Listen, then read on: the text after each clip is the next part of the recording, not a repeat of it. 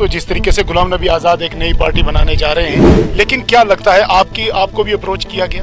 आपको पता है 370 जाने के बाद यहाँ हमारा अपना पीपल रिप्रेजेंटेटिव एक्ट था, 50 में बना है, ये वो लागू हो गया। आप मुझे बताएं किन नॉन रेजिडेंट को किन को ऐड करेंगे, कौन है यहाँ नॉन? ये फिर बीजेपी बताएगी, आप बताएंगे, नुमाइंदे आप बताए ना, आपको फर्क पड़ेगा नहीं? सवाल ये है, मुझे क्या फर्क पड़ेगा, यहाँ तो कोई है ही नहीं है इधर कौन, इस कॉन्स्टिट्यूशन में आप ही बताओ। अगर यहाँ पर कोई नहीं है इसका मतलब आपको फर्क नहीं पड़ेगा, इसलिए आप खामोशी को। बिस्मिल्लाहिर्रहमानिर्रहीम, अस्सलामु अलैकुम। आप देख रहे हैं कश्मीर क्राउन और मैं आपका मेज़बान राहिल गनई। आज हम जिस शख्स के पास खड़े हैं उनको देखकर ही आपको पता चल गया होगा कि अभी हम दरहाल में मौजूद हैं और आज हमारे साथ खास गुफ्तगू करने के लिए इकबाल मलिक साहब हैं। और ये पूरे अगर जम्मू कश्मीर की बात करें, खासकर राजौरी और पुंछ में एक अपना नाम रखते हैं सियासी लिहाज से। और इनसे अगर हम बात करें तो जब पहाड़ी तबके की जो देरीना मांग थी उसको जब उठाया गया तो तब भी इकबाल साहब शाना बशाना खड़े रहे।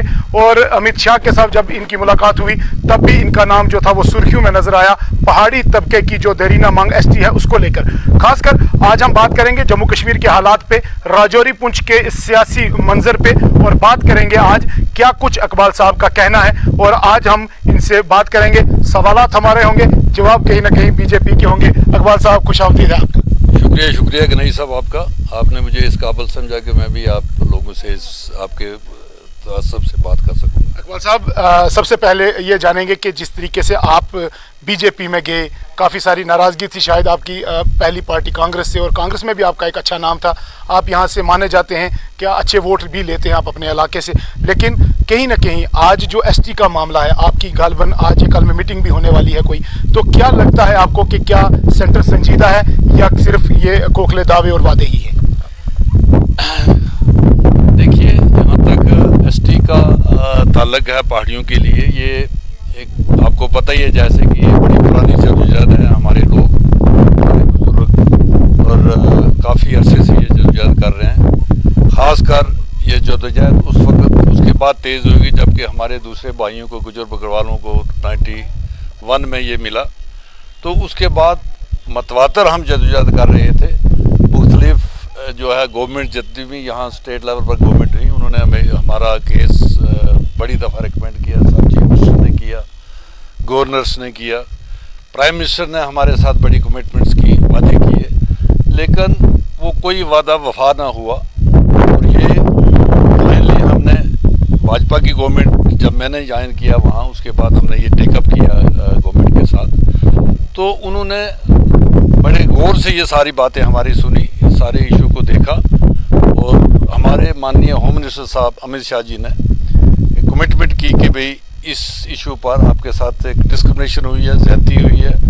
आपका अगर 89 में केस सब कमेटी के साथ आया था और नंबर 1 आपका था, बाकी को मिला, आपको नहीं मिला। आप मानते हैं कि कांग्रेस ने कहीं ना कहीं धोखा किया? तो इतनी जदोजहद कर रहे हैं तो आपके साथ ज़्यादती हुई है। आप मानते हैं कि कांग्रेस ने कहीं ना कहीं धोखा किया? तो जाहिर है डिस्क्रिमिनेशन अगर हुई है, ज़्यादती हुई है, तो वो किसने की है? क्योंकि ज़्यादातर गवर्नमेंट तो सेंटर में कांग्रेस की रही इस दौर में, तो जाहिर है कि कांग्रेस की वजह से ही हमें ये डिस्क्रिमिनेशन हमारे साथ हुई और उन्होंने हमारे आज की अगर बात करें हम, तो जिस तरीके से गुलाम नबी आज़ाद एक नई पार्टी बनाने जा रहे हैं और लोगों का रुझान भी कहीं ना कहीं देखा गया थोड़ा बहुत या ज़्यादा, वो तो सियासी लिहाज से आप ही बताएंगे, लेकिन क्या लगता है आपको भी अप्रोच किया गया? नहीं, मुझे किसी ने अप्रोच नहीं किया। हमें ये बताया जा रहा सोर्सेज के हवाले से आपके बड़े अच्छे तल्लुकात थे आज़ाद। देखिए, बड़े अच्छे तल्लुकात थे, मुझे तो आज़ाद साहब ने ही लाया था वहाँ, पीडीपी से निकाल के लाया था वहाँ मुझे, वो ठीक है। लेकिन जब मैंने एक पार्टी छोड़ दी उसके बाद ना मैं कभी आज़ाद साहब को मिला, ना कभी उन्होंने मुझे, हाँ मैंने देखा एक दिन जिस दिन यहाँ से कोई लोग गए थे वहाँ उनको मिलने के लिए, तो वो उन्होंने वहाँ कहा कि वहाँ के डीडीसी जो हैं उनको वापस लाओ, इस तरह की बातें मैंने मीडिया में सुनी है। डायरेक्ट ना मुझे किसी ने अप्रोच किया, ना कोई बात हुई भी होगी, शायद आप बताना नहीं चाहेंगे। नहीं, ऐसी कोई बात नहीं है। मैं कभी झूठ कभी नहीं, मेरा ज़िंदगी का एक असूल है कि मैं कभी झूठ नहीं बोलता, चाहे उसका मुझे। इलेक्शन को लेकर बात करेंगे, जिस तरीके से राजौरी पुंछ की आवाम हमेशा से पिसती जा रही है, चाहे वो कोई भी सरकार हो, लेकिन आज जब बड़े बड़े दावे वादे कर रही थी सेंट्रल गवर्नमेंट, लेकिन आज भी आवाम पिस रही है। नहीं, कैसे पिस रही है मुझे बताए ना, कैसे पिस रही? डेवलपमेंट के जो वादे थे वो तो हुए नहीं पूरे। आप देखिए रोड्स हम जिस रास्ते से वो, ये कौन सी डेवलपमेंट? देखिए, रोड आप इस दरहाल में पहले भी आते रहे, आपने ये इस रोड की हालत पहले भी देखी, आज देख लीजिए कैसी।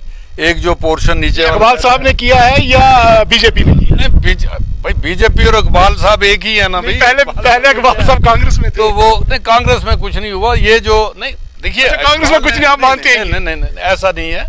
मैं जहाँ जहाँ रहा, इससे पहले मैं पीडीपी में रहा, उस वक्त हाल में हमें, जैसे आपको पता है कि तहसील हमारे पास नहीं, हम थाना मंडी यहाँ से जाते थे, वो उस वक्त हमें तहसील मिली। यहाँ हमारे बच्चियाँ और बच्चे इकट्ठे एक स्कूल में पढ़ते थे, हमें girls higher secondary school separate नहीं था, वो हमें उस वक्त दिया।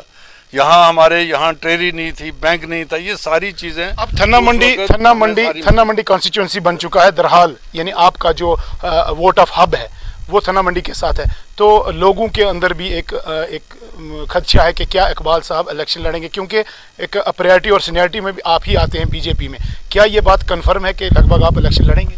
देखिए, ऐसा है कि अभी तो हमारी ये सीटें जो हैं सारी रिजर्व है। आप कहते हैं एसटी मिल जाएगा। सुनिए, ये एसटी के लिए रिजर्व है। अब अभी आज इस वक्त तो मैं अभी नहीं कह सकता मैं इलेक्शन लड़ूं या नहीं लड़ूं, क्योंकि एसटी मिलता है। अगर एसटी मिलता है, हाँ, अगर एसटी मिलता है तो मैं एक पार्टी में हूँ, पार्टी अगर मुझे मैंडेट देगी तो मैं इलेक्शन। पार्टी मैंडेट नहीं देगी तो आपका रद्द अमल क्या रहेगा? देखिए, वो तो पार्टी पर है ना। आपका रद्द अमल, वो पार्टी का रद्द अमल। देखिए मेरा रद्द अमल क्या, मैं पार्टी का एक कारकुन हूँ, रुकन हूँ, एक वर्कर हूँ।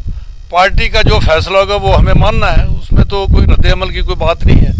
पार्टी जो फैसला करेगी उसको हमें तस्लीम करना है। एक खास क्वेश्चन आपसे पूछेंगे, थन्ना मंडी और दरहाल को जोड़ने के लिए लाबावली से या मंगोटा दरा से एक रोड निकल रही थी, तो कहीं ना कहीं उसके लिए आप कितने संजीदा हैं? नहीं, मेरे अभी तो मैंने उस लेवल पर देखा नहीं है। मैं दरहाल को ही इस वक्त तक एज डीडीसी मेंबर देख रहा हूँ। बाकी थन्ना नाला, मंजा कोट नाले का अभी मुझे टॉपोग्राफी का वहाँ का डिटेल मुझे पता नहीं। लोगों का भी ये कहना है कि इकबाल साहब अभी थन्ना मंडी सब डिवीजन की तरफ नहीं आए। यूं ही जब ऐसी चीज़ें जिम्मेदारी होगी तो मैं इंशाल्लाह, अब इस वक्त कुछ ये मौसम भी ठीक नहीं है, हालात भी ठीक नहीं है। मैं जब डिटेल से टूर लगाऊंगा सारे इलाके का, तो उस वक्त जो भी मुश्किलात वहाँ की होंगी, जो मसाइल होंगे, उनको हल करने की कोशिश करेंगे इंशाल्लाह। ऐसे मसले हल करने में मेरे मुकाबला और कोई नहीं कर सकता। मैं जो भी यहाँ के बड़े बड़े इश्यूज़ हैं, मेरा एक विजन ये रहा है कि छोटी छोटी बातों में उलझने के बजाय एक बड़ा काम किया जाए, जिससे ओवरऑल मसलन यही एसटी अगर हमें मिल जाता है तो हमें इतनी लीडरों की भी ज़रूरत नहीं पड़ती है। फिर लोग हमारे खुद आज गुजर बरादरी के लोग हैं, उनको एसटी मिला हुआ है पिछले 30 सालों से। आज उनके 10-20 IAS ऑफिसर हैं, और मेरा ये मानना है कि एक IAS अफसर अगर हो तो वो 2 मिनिस्टरों के बराबर होता है।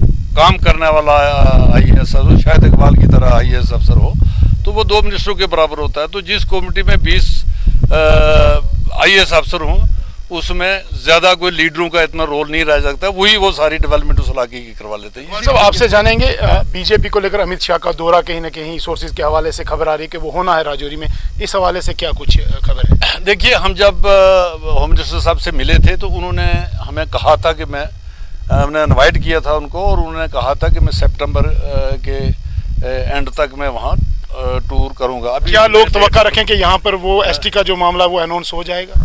देखिए, एसटी का मामला तो उन्होंने पहले जम्मू में भी कहा था कि पहाड़ियों के साथ इंसाफ होगा। जब हम उनको मिले तो वहाँ भी उन्होंने पूरी यकीन दिलानी करवाई कि भाई आपका ऑलमोस्ट वो हुआ है और हो जाएगा। ये कागजों में ही हुआ ना, आगे इसके ऐलान कागजों में ही होना चाहिए ना। कागजों में जब हो जाएगा तो ऐलान भी हो जाता है। ऐलान कब होगा? लोग उसके मुंतज़िर हैं। ऐलान यही कागजों में तो कांग्रेस ने भी बड़े दावे किए। तमाम फारूक अब्दुल्ला साहब की एक ऑडियो वायरल हुई थी, उसमें भी उन्होंने कहा ये तो हमने रिकमेंड किया। रिकमेंड किया ना, रिकमेंड करने और करने में बड़ा फर्क होता है ना। ये जो है बेसिकली जो होम मिनिस्टर साहब इसको देख रेख कर रहे हैं। हम सबसे पहले 2019 में 25 अगस्त 2019 को होम मिनिस्टर साहब से मिले थे, तो उस वक्त उन्होंने एक रोड मैप हमें दिखाया था कि ये सिस्टम होगा इस तरीके से। जो कश्मीर में जिन जिन कम्युनिटी के साथ डिस्क्रिमिनेशन हुई है, ज़्यादती हुई है, वो हम पूरी करेंगे, इंसाफ करेंगे उनके साथ। उसमें उन्होंने वेस्ट पाकिस्तान रिफ्यूजी का किया, वाल्मीकि समाज का किया, गोरखा समाज का किया, और 25 लाख वोटरों को भी ला रहे हैं। वोट नहीं, वो उसको मैं बाद में बात करूँगा। तो ये सारी चीज़ें उन्होंने की। उसमें पहाड़ियों को भी उन्होंने कहा आपके साथ इंसाफ होगा। उसके बाद उन्होंने एक कमीशन बनाया, कमीशन में हमारा केस भी दिया।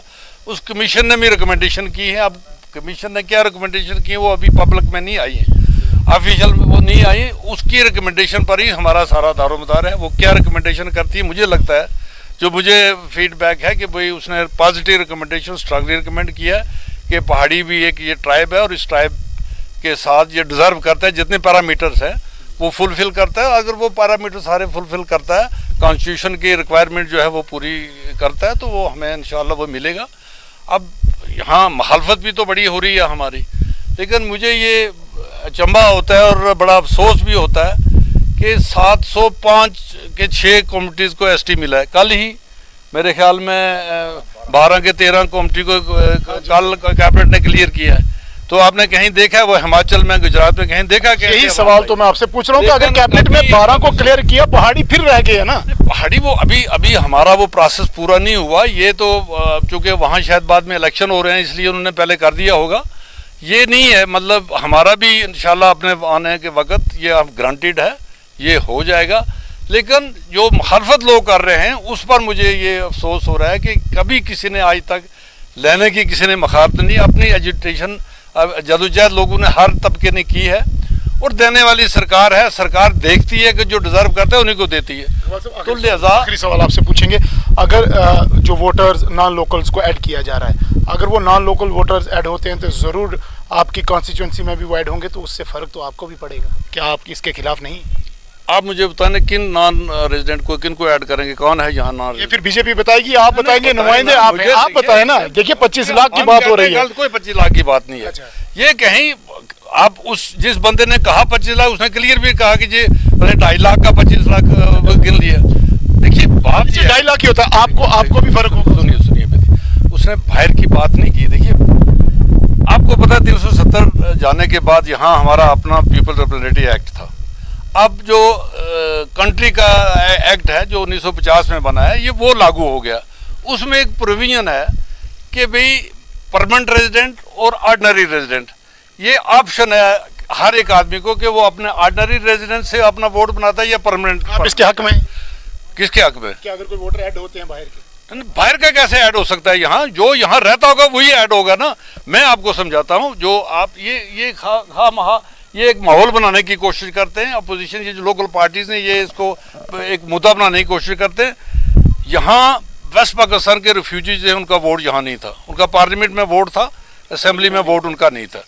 अब 3-4 लाख वो हैं, उनका वोट बनेगा, वाल्मीकि समाज का वोट बनेगा, गोरखा समाज का वोट बनेगा, और वो लोग जिनको डोमिसाइल यहाँ मिलेगा उनको वोट बनेगा। डोमिसाइल तो बाहर के लोगों को भी इशू कर दिया क्या, तो उनका वोट भी बनेगा जिनका वोट बनेगा। आपको फर्क पड़ेगा नहीं? सवाल ये है, मुझे क्या फर्क पड़ेगा? यहाँ तो कोई है ही नहीं है इधर कहाँ, इस कॉन्स्टिट्यूशन में आप भी बताओ। अगर यहाँ पर कोई नहीं है इसका मतलब आपको फर्क नहीं पड़ेगा, इसलिए आप खामोश। किसी को कोई फर्क नहीं पड़ता है। उसी देखो ना, फर्क पड़ेगा। आप तो ये प्रोजेक्ट करने की कोशिश, मैं तो बीजेपी का लीडर हूँ, आप तो ये प्रोजेक्ट करने की कोशिश कर रहे हो कि बाहर के आदमी आकर बीजेपी को यहाँ जिताएंगे। बीजेपी का तो यहाँ है नहीं, तो मुझे कौन जिताएगा? तो आपको वोट, ऐसी बात नहीं है। ये देखिए ये कहने की बात है, कोई भी वोटर अपने आप को यहाँ का वोटर तभी बना सकता है जब वो वहाँ से सरेंडर करके तो यहाँ आएगा। तो कोई भी अपने इलाके से सरेंडर करके, हमारे यहाँ मुलाजम बाहर हैं, हमारे यहाँ लोग बम्बे में गए, वो भी वहाँ नहीं बनाते हैं, वो वहाँ से अगर वोट यहाँ डालते हैं, जो 20-20 साल से 30-30 साल से वहाँ बैठे हैं, वो भी वोट अपना यहाँ डालते कि नहीं जी हमें अपने इलाके की डेवलपमेंट देखना। तो ये ऐसे कहने की बात नहीं है, ऐसी कोई बात नहीं है। वोटर वही है, उसी में कमी पेशी होगी जो बढ़ेंगे। और ज़्यादा सख्त की जा रही है कि वो आधार लिंक कर रहे हैं, दूसरी चीज़ें कर रहे हैं, उससे ज़्यादा मतलब ट्रांसपेरेंसी लाने की कोशिश की जाती है। ऐसी कोई बात नहीं है। ये खामखा एक माहौल बनाने की कोशिश की थी, मुद्दा बनाने की कोशिश की जा रही है, बाकी कुछ नहीं। बहुत शुक्रिया, बहुत बहुत शुक्रिया। इकबाल मलिक साहब को आप सुन रहे थे, काफ़ी सारे तलक सवाल भी थे, लेकिन इकबाल मलिक साहब एक समाजी शख्सियत है, एक समाज में अपना हिस्सा भी रखते हैं और पॉलिटिकली जो इनकी बैकग्राउंड है वो काफ़ी स्ट्रॉन्ग मानी जाती है अपने इलाके से। और आज हमारी बात रही उनसे गुफ्तगू। इंशाल्लाह आने वाले वक्त में हम उनसे और भी मुलाकात करेंगे और भी आपके साथ उनको मुखातिब करवाएंगे और उनके क्या ख्यालात हैं वो तमाम आपके सामने रखेंगे। बहुत बहुत शुक्रिया आप तमाम नाज़रीन का कश्मीर क्राउन के साथ जुड़ने के लिए।